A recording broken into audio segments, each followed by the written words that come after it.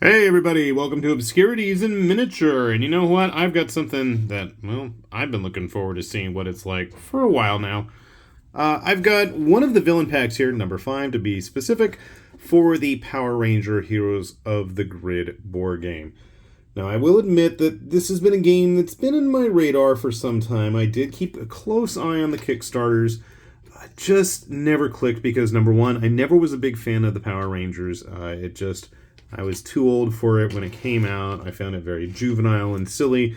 And I've always been a bigger fan of the original Sentai stuff. And that's, I'll be honest, the reason I bought this set.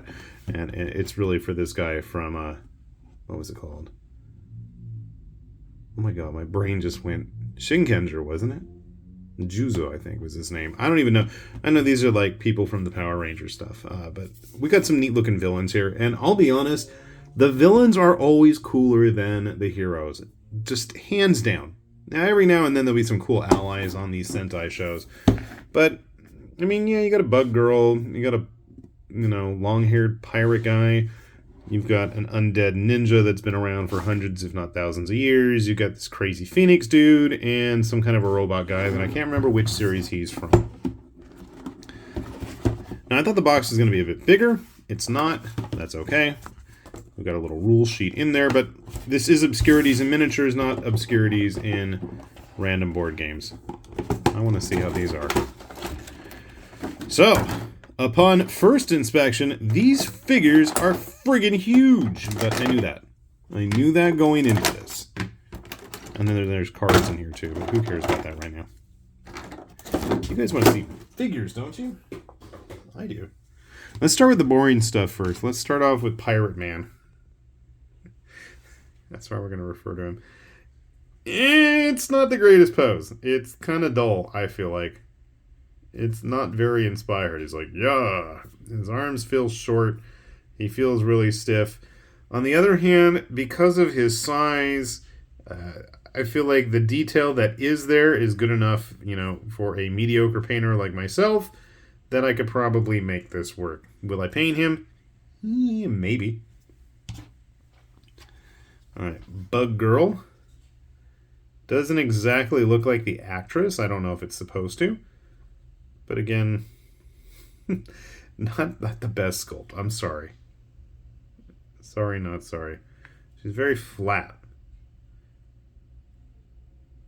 Very stiff. I don't mean in reference to her chest or anything. I just mean the model itself. Now, the funkier bad guys fare a bit better. You can see here, he's got a nice shape to him. There's a variety of textures and materials. He's like kind of cobbled back together. I don't remember, like I said, which series he's from. It makes me think O-Ranger, but I could be wrong with its Machine Empire. Phoenix guy's pretty neat. Again, one of the nice things of such a large figure is you can see the textures here. With a dry brush, that would look really nice on him. His big phoenix wings give him a really unique look. I'll grab some other models to show you. But then we've got our ninja dude. I don't know his actual name. I just remember Juzo, I believe was his name in Shinkenger. Still kind of stiff, but at least it'll work. A lot of fun detail, I think, to hopefully bring out. And like I said, I'm not kidding when I say these guys are big. They're bigger than Kingdom Death models. They're bigger than Primaris Marines. They're bigger than already large Malifaux models. So I don't see these integrating very well with currently existing figures from your collection. If you're like me, and especially at least with the bad guys, the non-human ones, that doesn't necessarily pose that much of a problem.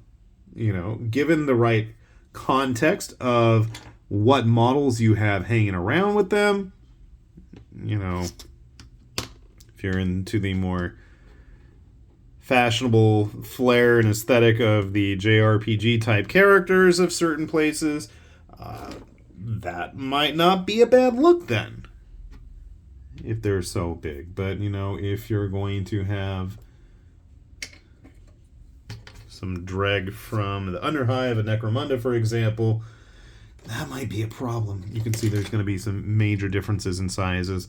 But as just bad guy space aliens of some sort for games like 5 Parsecs, Planet 28, Space Weirdos, what have you, I think stuff like this might be a fun, unique take on baddies for you to fight. And then I guess, you know, having the weird humans that are just too big for their britches might not work to their detriment so much. But definitely something fun, something different. I've been wanting to pick up a box of these, so I'm happy with it. I mean, they're not going to be, you know, they're not like Cool Mini level or Kingdom Death level of plastics or Eon Trespass, but I think that for what they are, they look pretty cool. So if you haven't had a chance, do take a look. There's tons of these now. Like I said, this is number 5. There's piles of expansions for this game. Maybe one of these days we'll actually give the game proper a chance, but, you know, at least for the meantime, got some fun stuff to play around with. So, with that said, this has been High Lord Tamberlane with Obscurities and Miniatures, saying thanks for watching, and we'll see you back here soon. Bye-bye.